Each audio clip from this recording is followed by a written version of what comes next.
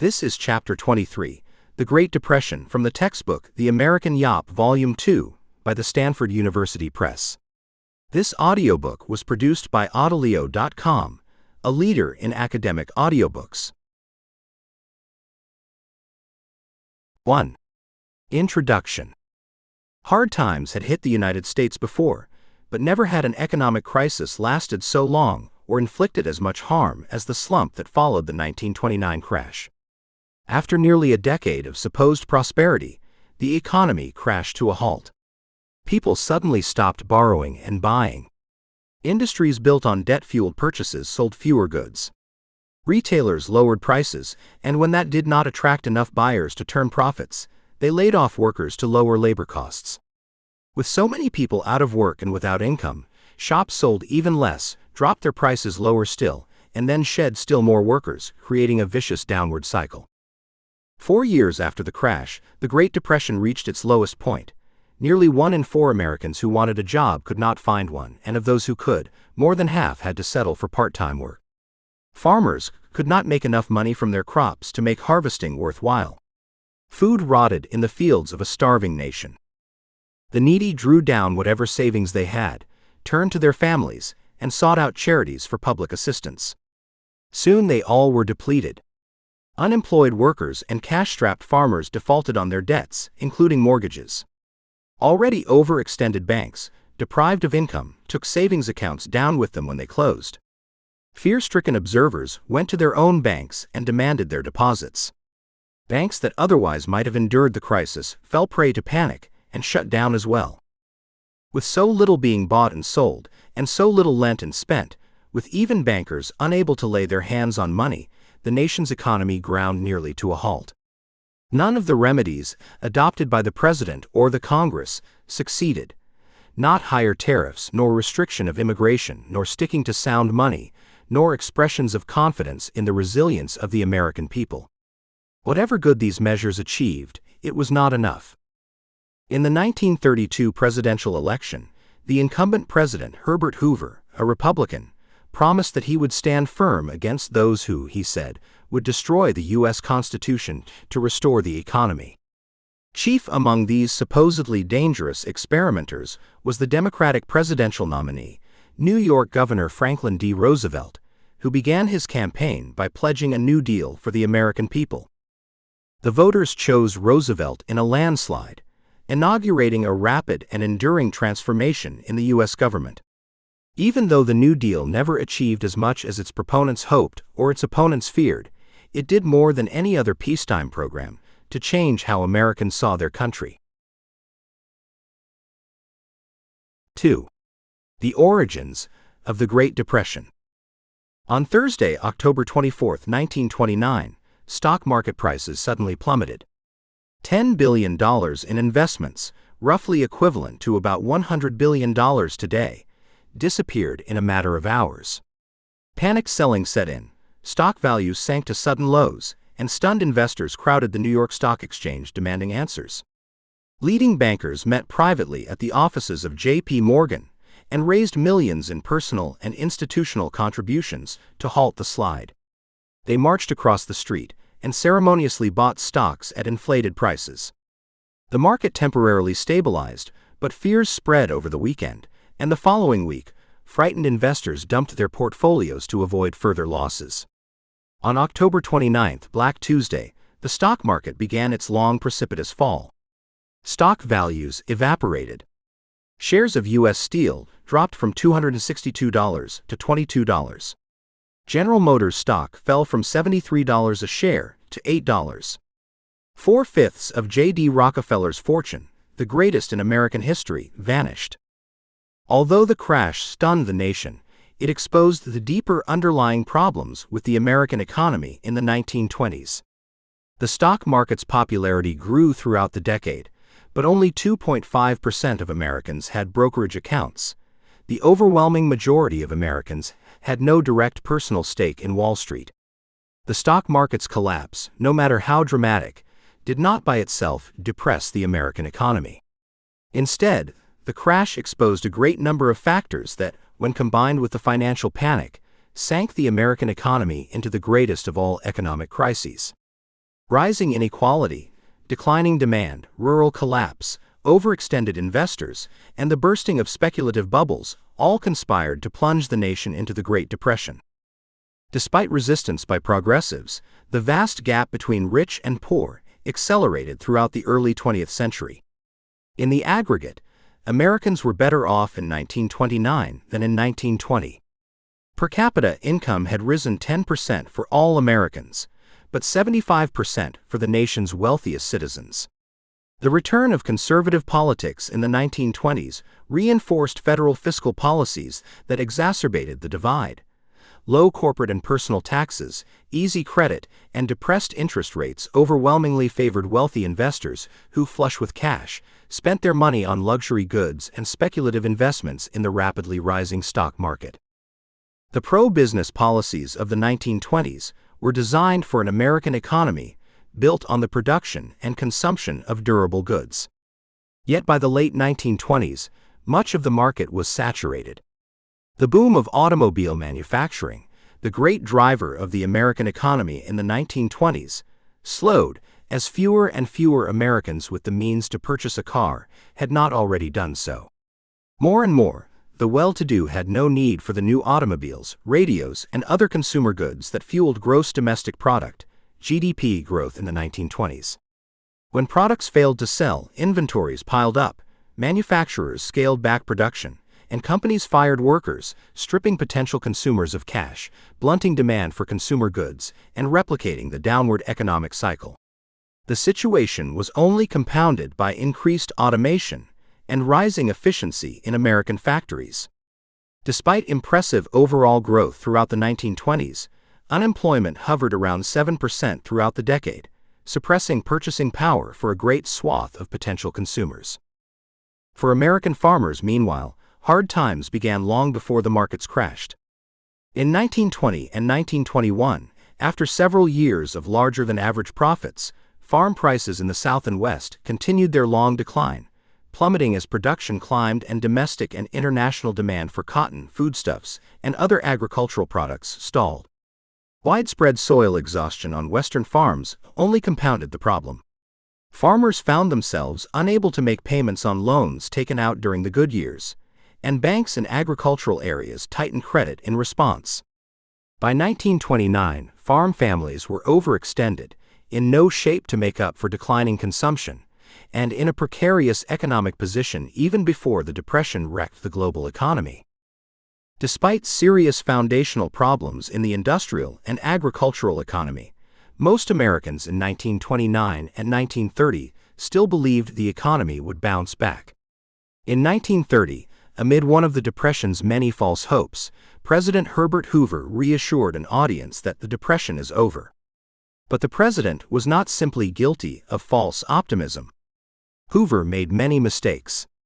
During his 1928 election campaign, Hoover promoted higher tariffs as a means for encouraging domestic consumption and protecting American farmers from foreign competition. Spurred by the ongoing agricultural depression, Hoover signed into law the highest tariff in American history, the Smoot-Hawley Tariff of 1930, just as global markets began to crumble. Other countries responded in kind. Tariff walls rose across the globe, and international trade ground to a halt. Between 1929 and 1932, international trade dropped from $36 billion to only $12 billion. American exports fell by 78%. Combined with overproduction and declining domestic consumption, the tariff exacerbated the world's economic collapse. But beyond structural flaws, speculative bubbles, and destructive protectionism, the final contributing element of the Great Depression was a quintessentially human one: panic.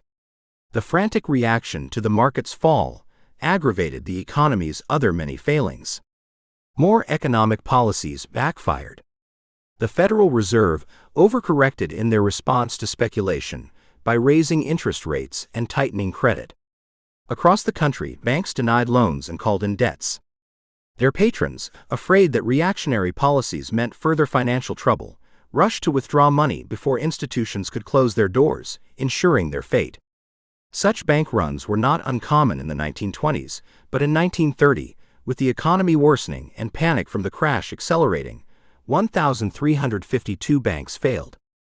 In 1932, nearly 2,300 banks collapsed, taking personal deposits, savings, and credit with them.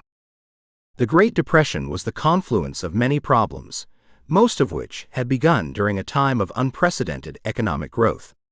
Fiscal policies of the Republican business presidents undoubtedly widened the gap between rich and poor and fostered a standoff over international trade, but such policies were widely popular and, for much of the decade, widely seen as a source of the decade's explosive growth. With fortunes to be won and standards of living to maintain, few Americans had the foresight or wherewithal to repudiate an age of easy credit, rampant consumerism, and wild speculation. Instead, as the Depression worked its way across the United States, Americans hoped to weather the economic storm as best they could, hoping for some relief from the ever-mounting economic collapse that was strangling so many lives. 3. Herbert Hoover and the politics of the Depression. As the Depression spread, public blame settled on President Herbert Hoover and the conservative politics of the Republican Party. In 1928, having won the presidency in a landslide, Hoover had no reason to believe that his presidency would be any different than that of his predecessor, Calvin Coolidge, whose time in office was marked by relative government inaction, seemingly rampant prosperity, and high approval ratings. Hoover entered office on a wave of popular support, but by October 1929, the economic collapse had overwhelmed his presidency. Like all too many Americans, Hoover and his advisors assumed, or perhaps simply hoped, that the sharp financial and economic decline was a temporary downturn, another bust of the inevitable boom-bust cycles that stretched back through America's commercial history.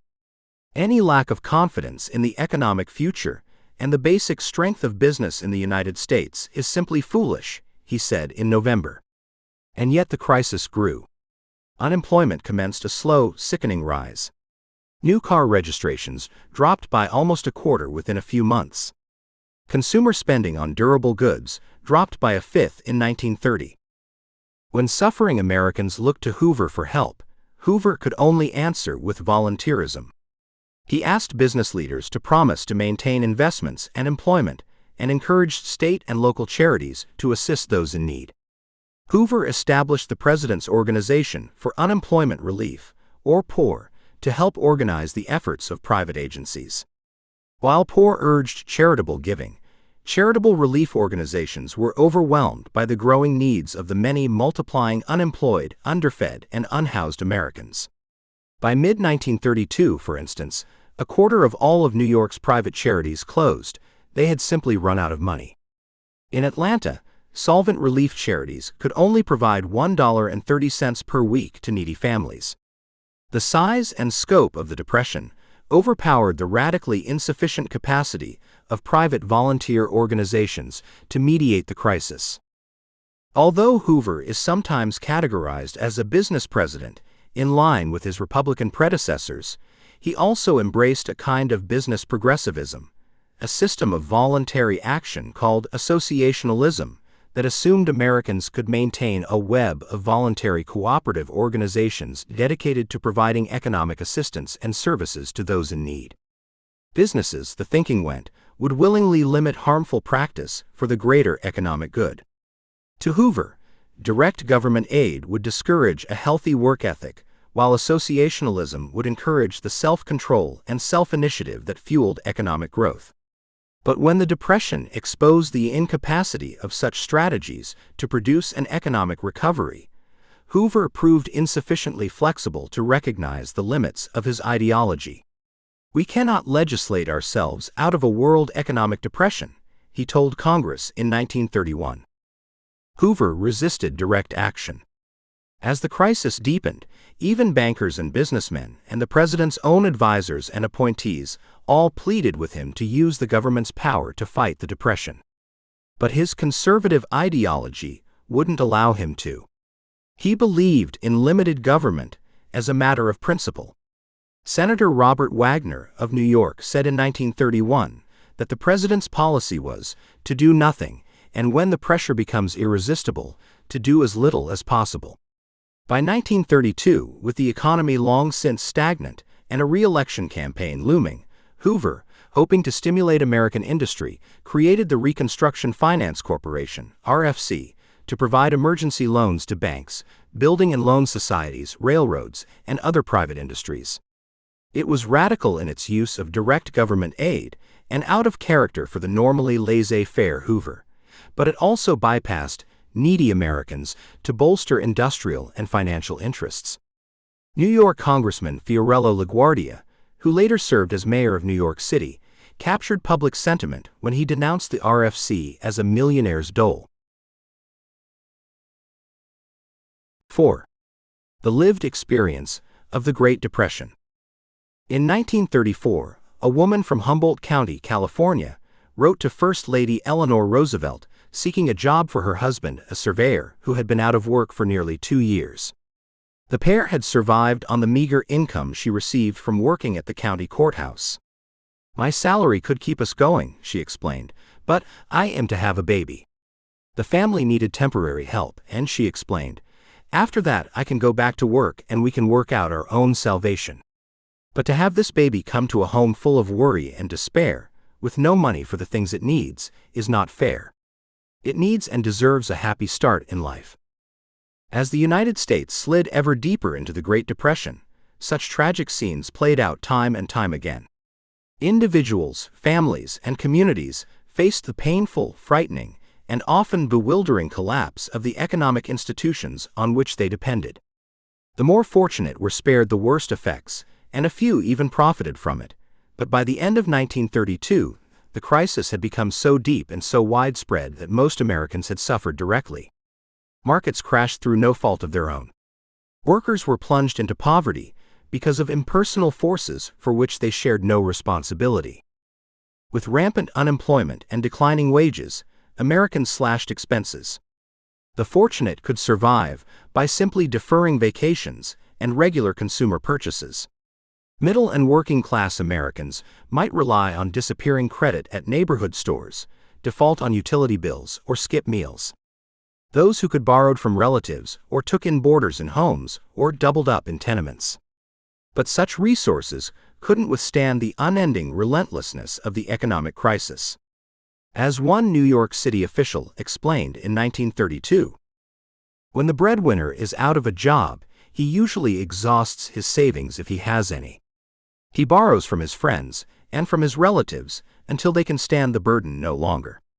He gets credit from the corner grocery store and the butcher shop, and the landlord forgoes collecting the rent until interest and taxes have to be paid and something has to be done.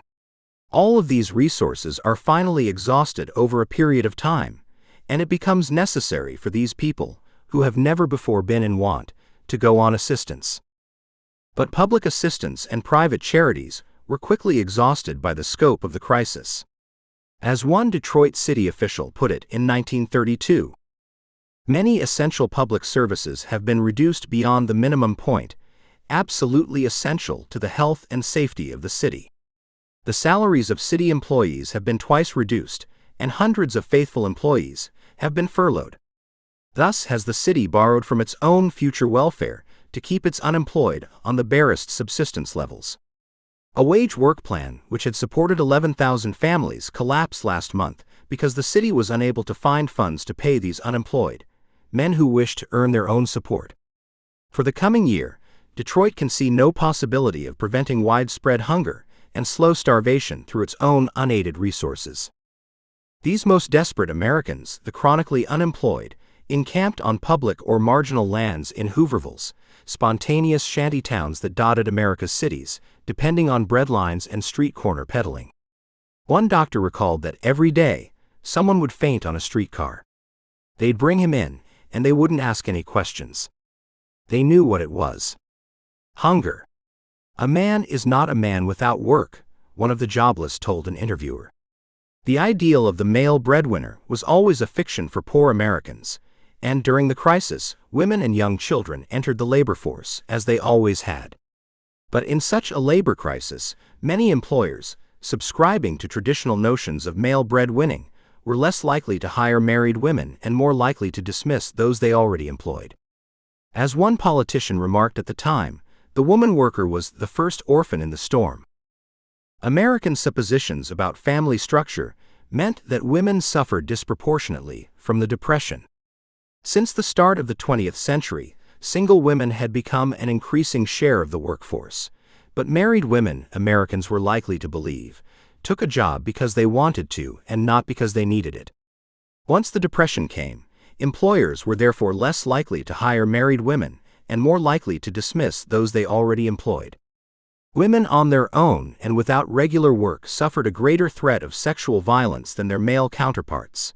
Accounts of such women suggest they depended on each other for protection.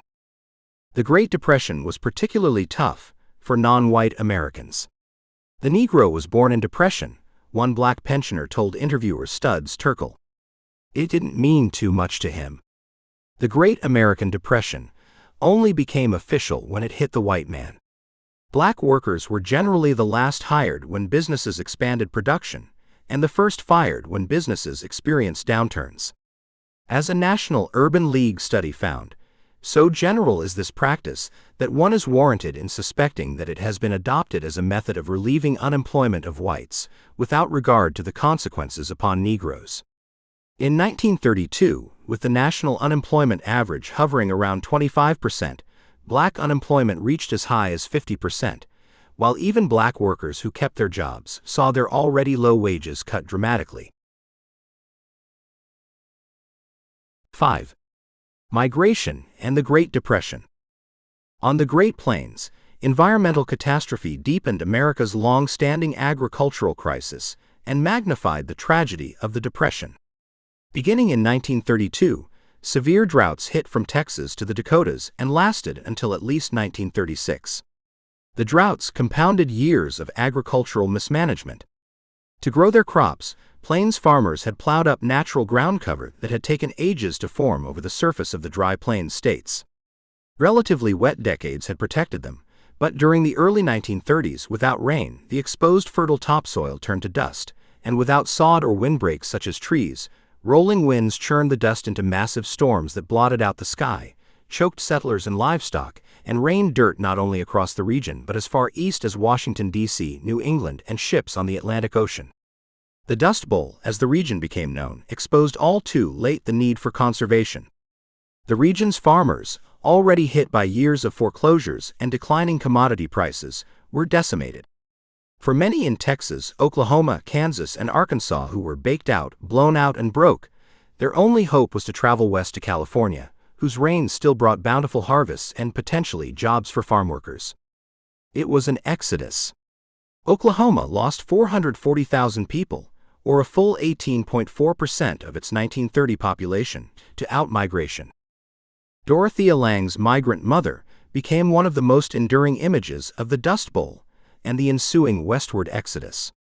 Lange, a photographer for the Farm Security Administration, captured the image at a migrant farm worker camp in Nipomo, California, in 1936. In the photograph, a young mother stares out with a worried, weary expression. She was a migrant, having left her home in Oklahoma to follow the crops to the Golden State.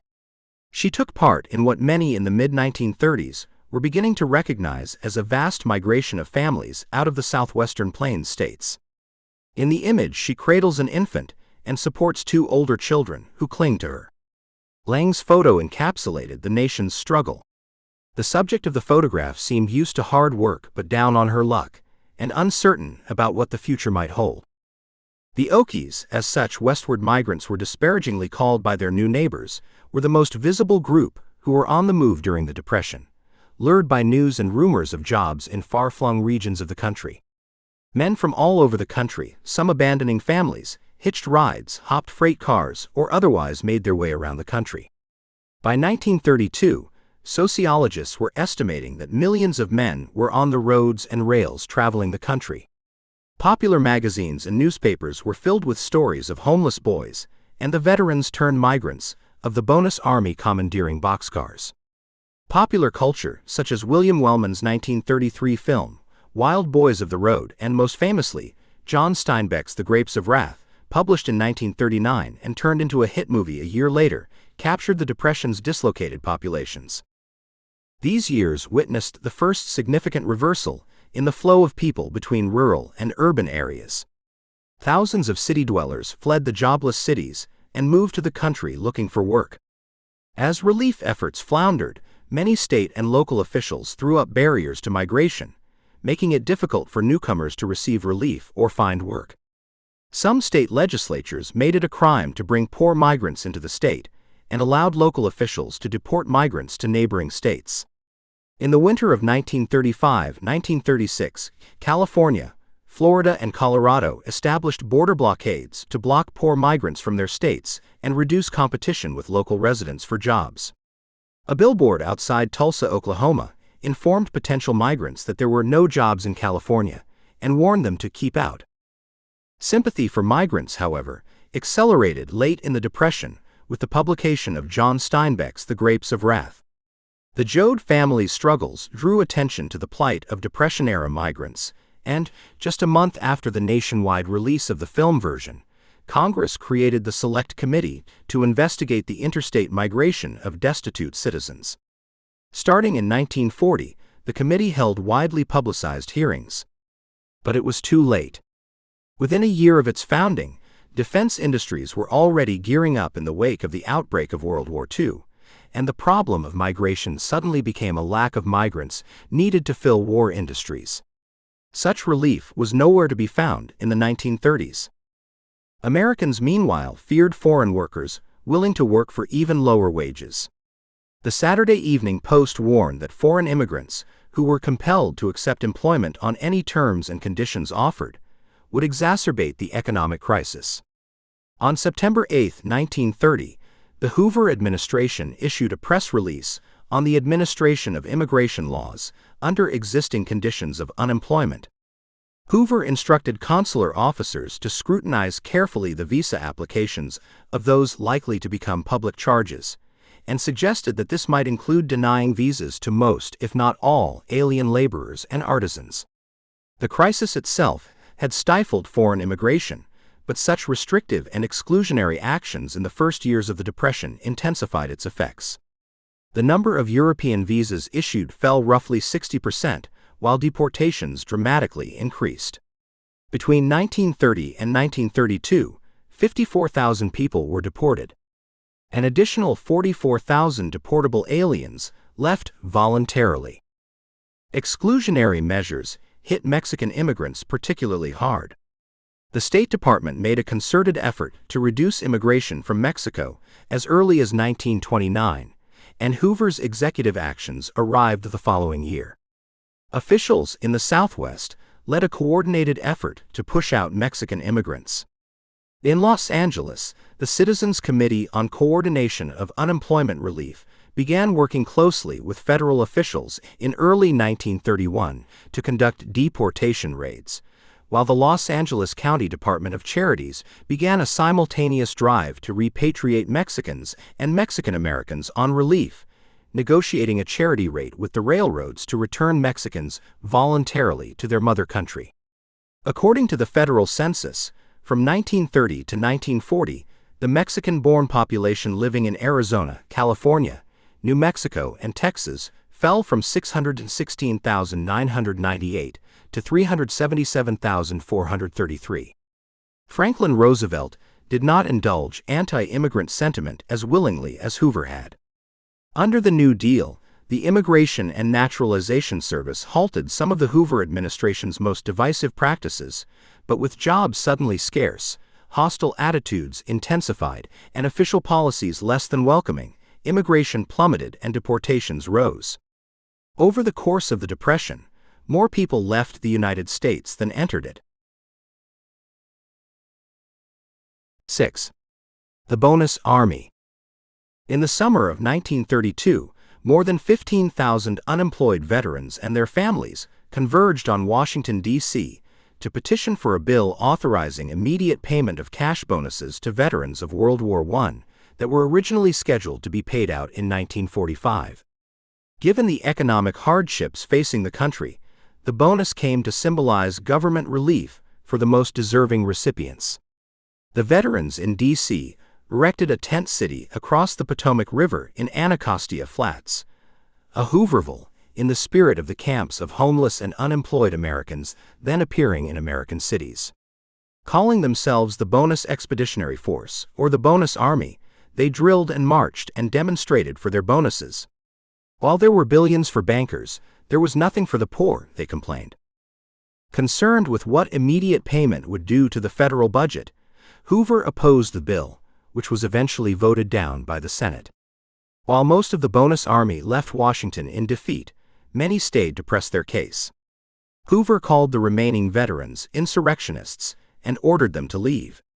When thousands failed to heed the vacation order, General Douglas MacArthur, accompanied by local police, infantry, cavalry, tanks, and a machine gun squadron, stormed the tent city and routed the Bonus Army. Troops chased down men and women, tear-gassed children, and torched the shantytown. 2 marchers were shot and killed, and a baby was killed by tear gas.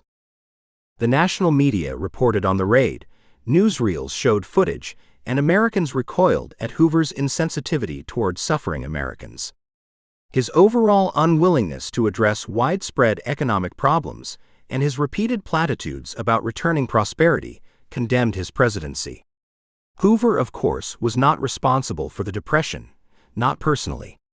But neither he nor his advisers conceived of the enormity of the crisis, a crisis his conservative ideology could neither accommodate nor address. Americans had so far found little relief from Washington. But they were still looking for it. 7. Franklin Delano Roosevelt and the First New Deal. The early years of the Depression were catastrophic. The crisis, far from relenting, deepened each year. Unemployment peaked at 25% in 1932. With no end in sight, and with private firms crippled and charities overwhelmed by the crisis, Americans looked to their government as the last barrier against starvation, hopelessness, and perpetual poverty. Few presidential elections in modern American history have been more consequential than that of 1932. The United States was struggling through the third year of the Depression, and exasperated voters overthrew Hoover in a landslide for the Democratic governor of New York, Franklin Delano Roosevelt. Roosevelt came from a privileged background in New York's Hudson River Valley. His distant cousin, Theodore Roosevelt, became president while Franklin was at Harvard, and embarked on a slow but steady ascent through state and national politics. In 1913, he was appointed Assistant Secretary of the Navy, a position he held during the defense emergency of World War I. In the course of his rise, in the summer of 1921, Roosevelt suffered a sudden bout of lower body pain and paralysis. He was diagnosed with polio. The disease left him a paraplegic, but encouraged and assisted by his wife, Eleanor, Roosevelt sought therapeutic treatment and maintained sufficient political connections to re-enter politics. In 1928, Roosevelt won election as governor of New York. He oversaw the rise of the Depression and drew from the tradition of American progressivism to address the economic crisis. He explained to the State Assembly in 1931 the crisis demanded a government response not as a matter of charity, but as a matter of social duty. As governor, he established the Temporary Emergency Relief Administration, TERA, supplying public work jobs at the prevailing wage and in-kind aid, food, shelter, and clothes to those unable to afford it. Soon the TERA was providing work and relief to 10% of the state's families. Roosevelt relied on many like-minded advisors. Francis Perkins, for example, the commissioner of the state's labor department, successfully advocated pioneering legislation that enhanced workplace safety and reduced the use of child labor in factories. Perkins later accompanied Roosevelt to Washington and served as the nation's first female Secretary of Labor. On July 1, 1932, Roosevelt, the newly designated presidential nominee of the Democratic Party, delivered the first and one of the most famous on-site acceptance speeches in American presidential history. In it he said, I pledge myself to a New Deal for the American people." Newspaper editors seized on the phrase, New Deal, and it entered the American political lexicon as shorthand for Roosevelt's program to address the Great Depression. Roosevelt proposed jobs programs, public work projects, higher wages, shorter hours, old age pensions, unemployment insurance, farm subsidies, banking regulations, and lower tariffs. Hoover warned that such a program represented the total abandonment of every principle upon which this government and the American system is founded. He warned that it reeked of European communism and that the so-called New Deals would destroy the very foundations of the American system of life. Americans didn't buy it. Roosevelt crushed Hoover in November. He won more counties than any previous candidate in American history. He spent the months between his election and inauguration.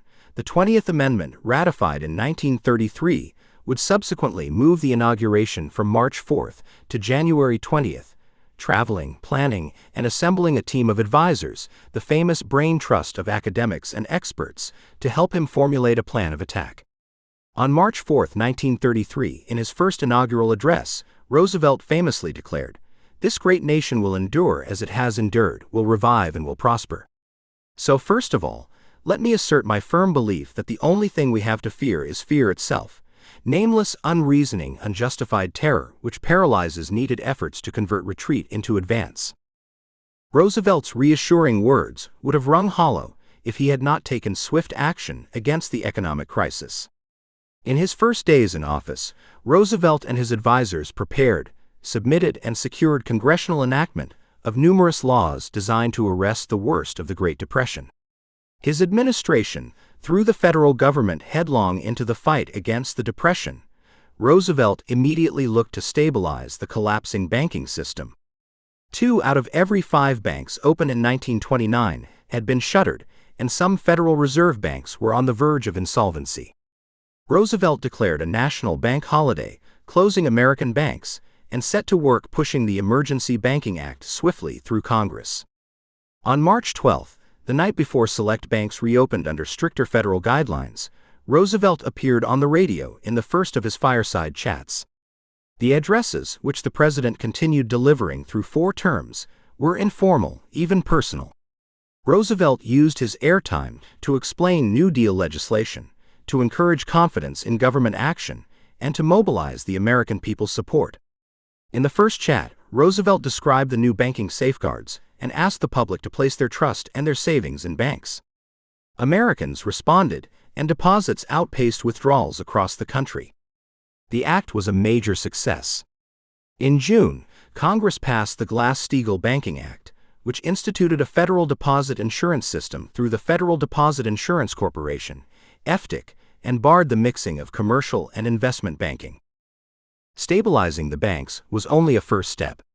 In the remainder of his first 100 days, Roosevelt and his congressional allies focused especially on relief for suffering Americans. Congress debated, amended, and passed what Roosevelt proposed. As one historian noted, the president directed the entire operation like a seasoned field general.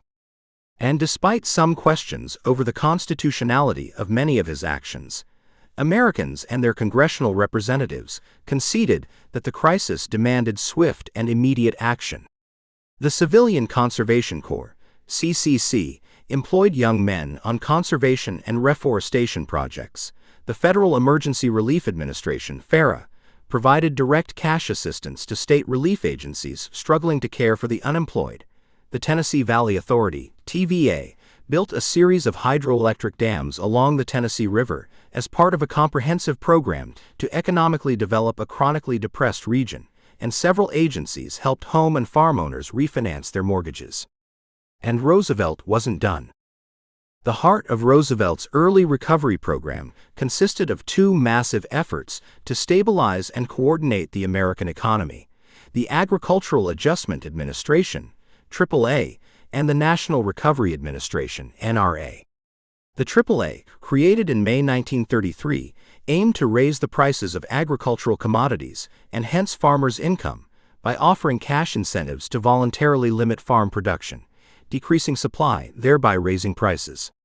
The National Industrial Recovery Act, NIRA, which created the NRA in June 1933, suspended antitrust laws to allow businesses to establish codes that would coordinate prices, regulate production levels, and establish conditions of employment to curtail cutthroat competition. In exchange for these exemptions, businesses agreed to provide reasonable wages and hours, end child labor, and allow workers the right to unionize. Participating businesses earned the right to display a placard with the NRA's Blue Eagle, showing their cooperation in the effort to combat the Great Depression. The programs of the first 100 days stabilized the American economy and ushered in a robust, though imperfect, recovery. GDP climbed once more, but even as output increased, unemployment remained stubbornly high. Though the unemployment rate dipped from its high in 1933, when Roosevelt was inaugurated, vast numbers remained out of work. If the economy could not put people back to work, the New Deal would try. The Civil Works Administration, CWA, and later the Works Progress Administration, WPA, put unemployed men and women to work on projects designed and proposed by local governments. The Public Works Administration, PWA, provided grants and aid to local governments for large infrastructure projects, such as bridges, tunnels, schoolhouses, libraries, and America's first federal public housing projects. Together, they provided not only tangible projects of immense public good, but employment for millions. The New Deal was reshaping much of the nation. 8. The New Deal in the South. The impact of initial New Deal legislation was readily apparent in the South, a region of perpetual poverty, especially plagued by the Depression. In 1929, the average per capita income in the American Southeast was $365, the lowest in the nation. Southern farmers averaged $183 per year at a time when farmers on the West Coast made more than 4 times that. Moreover, they were trapped into the production of cotton and corn, crops that depleted the soil and returned ever-diminishing profits. Despite the ceaseless efforts of civic boosters, what little industry the South had remained low-wage, low-skilled, and primarily extractive. Southern workers made significantly less than their national counterparts: 75% of non-Southern textile workers, 60% of iron and steel workers, and a paltry 45% of lumber workers. At the time of the crash, Southerners were already underpaid, underfed, and undereducated. Major New Deal programs were designed with the South in mind. FDR hoped that by drastically decreasing the amount of land devoted to cotton, the AAA would arrest its long plummeting price decline. Farmers plowed up existing crops and left fields fallow, and the market price did rise. But in an agricultural world of landowners and landless farm workers, such as tenants and sharecroppers, the benefits of the AAA bypassed the Southerners who needed them most. The government relied on landowners and local organizations to distribute money fairly to those most affected by production limits, but many owners simply kicked tenants and croppers off their land, kept the subsidy checks for keeping those acres fallow, and reinvested the profits in mechanical farming equipment that further suppressed the demand for labor. Instead of making farming profitable again, the AAA pushed landless Southern farm workers off the land. But Roosevelt's assault on Southern poverty took many forms. Southern industrial practices attracted much attention. The NRA encouraged higher wages and better conditions. It began to suppress the rampant use of child labor in Southern mills and, for the first time, provided federal protection for unionized workers all across the country.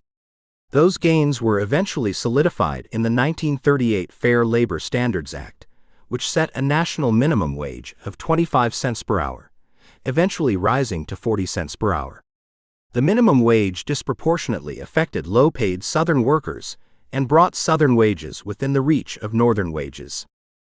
The president's support for unionization further impacted the South. Southern industrialists had proven themselves ardent foes of unionization, particularly in the infamous Southern textile mills. In 1934, when workers at textile mills across the Southern Piedmont struck over low wages and long hours, owners turned to local and state authorities to quash workers' groups, even as they recruited thousands of strikebreakers from the many displaced farmers swelling industrial centers looking for work. But in 1935, the National Labor Relations Act, also known as the Wagner Act, guaranteed the rights of most workers to unionize and bargain collectively. And so unionized workers, backed by the support of the federal government and determined to enforce the reforms of the New Deal, pushed for higher wages, shorter hours, and better conditions. With growing success, union members came to see Roosevelt as a protector of workers' rights. Or, as one union leader put it, an agent of God. Perhaps the most successful New Deal program in the South was the TVA, an ambitious program to use hydroelectric power, agricultural and industrial reform, flood control, economic development, education, and healthcare to radically remake the impoverished watershed region of the Tennessee River. Though the area of focus was limited, Roosevelt's TVA sought to make a different type of citizen out of the area's penniless residents. The TVA built a series of hydroelectric dams to control flooding and distribute electricity to the otherwise non-electrified areas at government-subsidized rates. Agents of the TVA met with residents and offered training and general education classes to improve agricultural practices and exploit new job opportunities. The TVA encapsulates Roosevelt's vision for uplifting the South and integrating it into the larger national economy. Roosevelt initially courted conservative Southern Democrats to ensure the legislative success of the New Deal, all but guaranteeing that the racial and economic inequalities of the region remained intact. But by the end of his second term, he had won the support of enough non-Southern voters that he felt confident confronting some of the region's most glaring inequalities. Nowhere was this more apparent than in his endorsement of a report, formulated by a group of progressive Southern New Dealers, titled A Report on Economic Conditions in the South. The pamphlet denounced the hardships wrought by the Southern economy. In his introductory letter to the report, Roosevelt called the region the nation's #1 economic problem, and blasted reactionary Southern anti-New Dealers. He suggested that the New Deal could save the South and thereby spur a nationwide recovery. The report was among the first broadsides in Roosevelt's coming re-election campaign that addressed the inequalities that continued to mark Southern and national life. 9. Voices of protest. Despite the unprecedented actions taken in his first year in office, Roosevelt's initial relief programs could often be quite conservative. He had usually been careful to work within the bounds of presidential authority and congressional cooperation. And unlike Europe, where several nations had turned toward state-run economies and even fascism and socialism, Roosevelt's New Deal demonstrated a clear reluctance to radically tinker with the nation's foundational economic and social structures. Many high-profile critics attacked Roosevelt for not going far enough, and beginning in 1934, Roosevelt and his advisors were forced to respond. Senator Huey Long, a flamboyant Democrat from Louisiana, was perhaps the most important voice of protest. Long's populist rhetoric appealed to those who saw deeply rooted but easily addressed injustice in the nation's economic system. Long proposed a Share Our Wealth program, in which the federal government would confiscate the assets of the extremely wealthy and redistribute them to the less well-off through guaranteed minimum incomes. How many men ever went to a barbecue and would let one man take off the table what's intended for 9/10 of the people to eat? He asked. Over 27,000 Share the Wealth clubs sprang up across the nation, as Long traveled the country explaining his program to crowds of impoverished and unemployed Americans. Long envisioned the movement as a stepping stone to the presidency, but his crusade ended in late 1935 when he was assassinated on the floor of the Louisiana state capitol. Even in death, however, Long convinced Roosevelt to more stridently attack the Depression and American inequality. But Huey Long was not alone in his critique of Roosevelt. Francis Townsend, a former doctor and public health official from California, promoted a plan for old age pensions, which, he argued, would provide economic security for the elderly who disproportionately suffered poverty, and encourage recovery by allowing older workers to retire from the workforce. Reverend Charles Coughlin, meanwhile, a priest and radio personality from the suburbs of Detroit, Michigan, gained a following by making vitriolic, anti-Semitic attacks on Roosevelt for cooperating with banks and financiers and proposing a new system of social justice through a more state-driven economy instead. Like Long, both Townsend and Coughlin built substantial public followings. If many Americans urged Roosevelt to go further in addressing the economic crisis, the president faced even greater opposition from conservative politicians and business leaders. By late 1934, complaints increased from business-friendly Republicans about Roosevelt's willingness to regulate industry and use federal spending for public works and employment programs. In the South, Democrats who had originally supported the president grew more hostile toward programs that challenged the region's political, economic, and social status quo. Yet the greatest opposition came from the Supreme Court, filled with conservative appointments made during the long years of Republican presidents. By early 1935, the court was reviewing programs of the New Deal. On May 27, a day Roosevelt's supporters called Black Monday, the justices struck down one of the president's signature reforms. In a case revolving around poultry processing, the court unanimously declared the NRA unconstitutional. In early 1936, the AAA fell. 10. The Second New Deal, 1935–1936. The New Deal enjoyed broad popularity. Democrats gained seats in the 1934 midterm elections, securing massive majorities in both the House and Senate. Bolstered by these gains, facing re-election in 1936, and confronting rising opposition from both the left and the right, Roosevelt rededicated himself to bold programs and more aggressive approaches, a set of legislation often termed the Second New Deal. It included a nearly $5 billion appropriation that in 1935 established the Works Progress Administration, WPA, a permanent version of the CWA, which would ultimately employ millions of Americans on public works projects. It would employ the maximum number of persons in the shortest time possible, Roosevelt said. Americans employed by the WPA paved more than 500,000 miles of roads, constructed thousands of bridges, built schools and post offices, and even painted murals and recorded oral histories. Not only did the program build much of America's physical infrastructure, it came closer than any New Deal program to providing the federal jobs guarantee Roosevelt had promised in 1932. Also in 1935, hoping to reconstitute some of the protections afforded workers in the now-defunct NRA, Roosevelt worked with Congress to pass the National Labor Relations Act, known as the Wagner Act for its chief sponsor, New York Senator Robert Wagner, offering federal legal protection for the first time for workers to organize unions. The labor protections extended by Roosevelt's New Deal were revolutionary. In northern industrial cities, workers responded to worsening conditions by banding together and demanding support for workers' rights. In 1935, the head of the United Mine Workers, John L. Lewis, took the lead in forming a new national workers' organization, the Congress of Industrial Organizations, CIO, breaking with the more conservative, craft-oriented AFL. The CIO won a major victory in 1937 when affiliated members in the United Automobile Workers, UAW, struck for recognition and better pay and hours at a General Motors, GM plant in Flint, Michigan. Launching a sit-down strike, the workers remained in the building until management agreed to negotiate. GM recognized the UAW and granted a pay increase. GM's recognition gave the UAW new legitimacy, and unionization spread rapidly across the auto industry. Across the country, unions and workers took advantage of the New Deal's protections to organize and win major concessions from employers. 3 years after the NLRA, Congress passed the Fair Labor Standards Act, creating the modern minimum wage.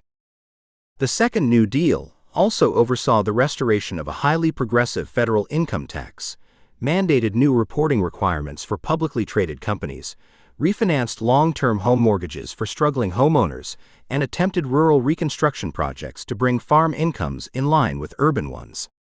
Perhaps the signature piece of Roosevelt's Second New Deal, however, was the Social Security Act. It provided for old-age pensions, unemployment insurance, and economic aid based on means to assist both the elderly and dependent children. The president was careful to mitigate some of the criticism from what was, at the time, in the American context, a revolutionary concept. He specifically insisted that Social Security be financed from payroll, not the federal government. No dole, Roosevelt said repeatedly, mustn't have a dole.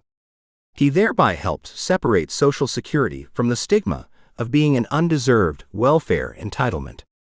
While such a strategy saved the program from suspicions, Social Security became the centerpiece of the modern American social welfare state.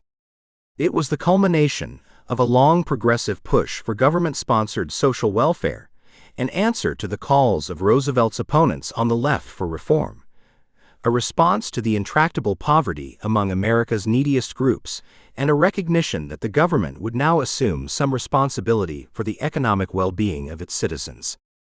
Nevertheless, the act excluded large swaths of the American population. Its pension program excluded domestic workers and farm workers, for instance, a policy that disproportionately affected African Americans. Roosevelt recognized that Social Security's programs would need expansion and improvement. This law, he said, represents a cornerstone in a structure which is being built but is by no means complete. 11. Equal rights and the New Deal. Black Americans faced discrimination everywhere, but suffered especially severe legal inequality in the Jim Crow South. In 1931, for instance, a group of 9 young men riding the rails between Chattanooga and Memphis, Tennessee, were pulled from the train near Scottsboro, Alabama, and charged with assaulting 2 white women. Despite clear evidence that the assault had not occurred, and despite one of the women later recanting, the young men endured a series of sham trials in which all but one were sentenced to death. Only the communist-oriented International Labor Defense, ILD, came to the aid of the Scottsboro Boys, who soon became a national symbol of continuing racial prejudice in America and a rallying point for civil rights-minded Americans. In appeals, the ILD successfully challenged the boys' sentencing, and the death sentences were either commuted or reversed, although the last of the accused did not receive parole until 1946. Despite a concerted effort to appoint black advisors to some New Deal programs, Franklin Roosevelt did little to specifically address the particular difficulties black communities faced. To do so openly would provoke Southern Democrats and put his New Deal coalition, the uneasy alliance of national liberals, urban laborers, farm workers, and Southern whites, at risk. Roosevelt not only rejected such proposals as abolishing the poll tax and declaring lynching a federal crime, he refused to specifically target African American needs in any of his larger relief and reform packages. As he explained to the National Secretary of the NAACP, "I just can't take that risk." In fact, many of the programs of the New Deal had made hard times more difficult. When the codes of the NRA set new pay scales, they usually took into account regional differentiation and historical data. In the South, where African Americans had long suffered unequal pay, the new codes simply perpetuated that inequality. The codes also exempted those involved in farm work and domestic labor, the occupations of a majority of Southern black men and women. The AAA was equally problematic, as owners displaced black tenants and sharecroppers, many of whom were forced to return to their farms as low-paid day labor or to migrate to cities looking for wage work. Perhaps the most notorious failure of the New Deal to aid African Americans came with the passage of the Social Security Act. Southern politicians chafed at the prospect of African Americans benefiting from federally sponsored social welfare, afraid that economic security would allow black Southerners to escape the cycle of poverty that kept them tied to the land as cheap, exploitable farm laborers. The Jackson, Mississippi Daily News callously warned that the average Mississippian can't imagine himself chipping in to pay pensions for able-bodied Negroes to sit around in idleness, while cotton and corn crops are crying for workers. Roosevelt agreed to remove domestic workers and farm laborers from the provisions of the bill, excluding many African Americans already laboring under the strictures of legal racial discrimination from the benefits of an expanding economic safety net. Women, too, failed to receive the full benefits of New Deal programs. On one hand, Roosevelt included women in key positions within his administration, including the first female cabinet secretary, Frances Perkins, and a prominently placed African-American advisor in the National Youth Administration, Mary McLeod Bethune.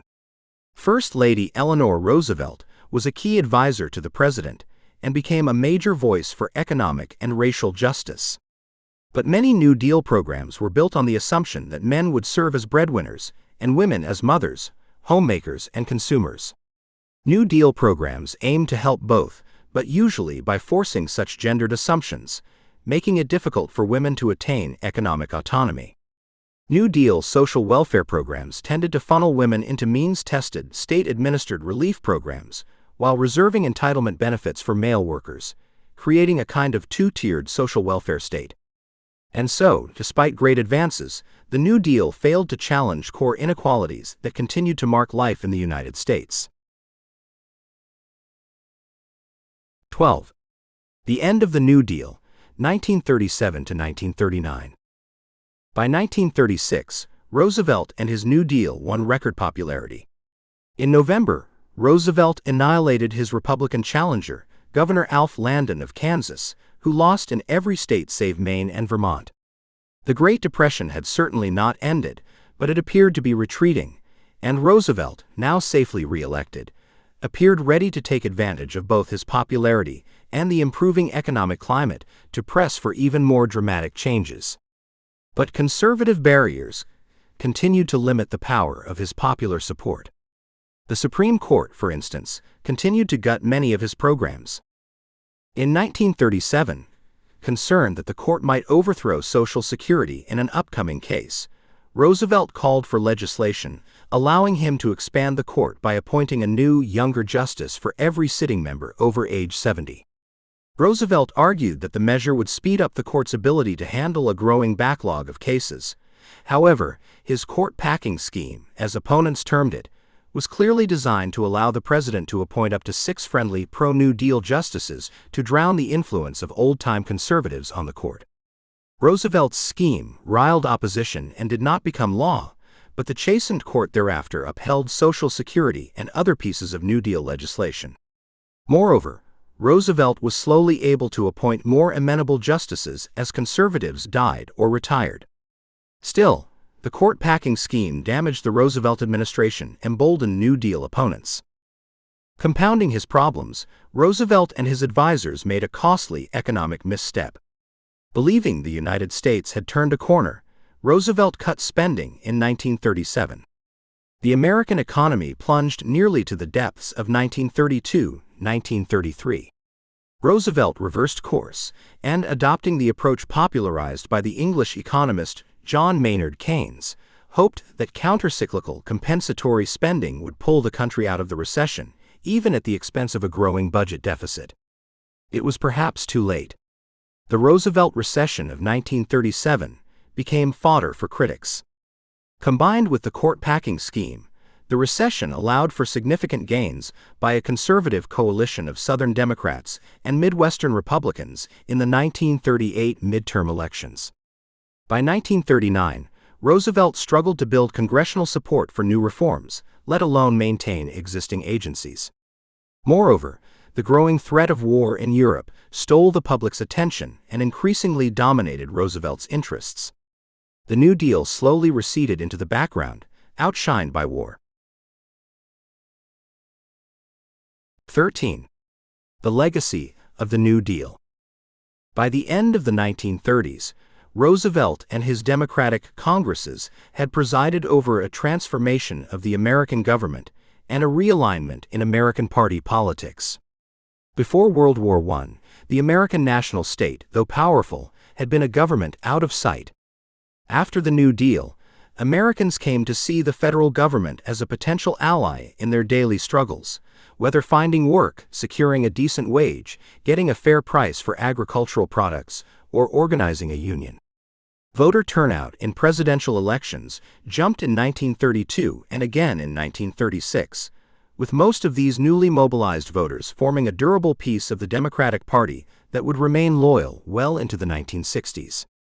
Even as affluence returned with the American intervention in World War II, memories of the Depression continued to shape the outlook of two generations of Americans.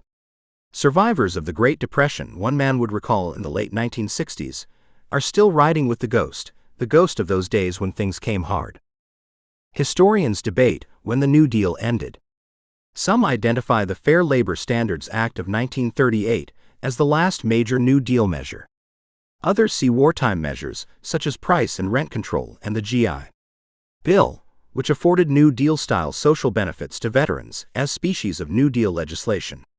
Still others conceive of a New Deal order, a constellation of ideas, public policies, and political alliances, which, though changing, guided American politics from Roosevelt's 100 Days forward to Lyndon Johnson's Great Society, and perhaps even beyond. Indeed, the New Deal's legacy still remains, and its battle lines still shape American politics. This has been Chapter 23, The Great Depression, from the textbook The American Yawp, Volume 2, by the Stanford University Press. This audiobook was produced by Audileo.com, a leader in academic audiobooks.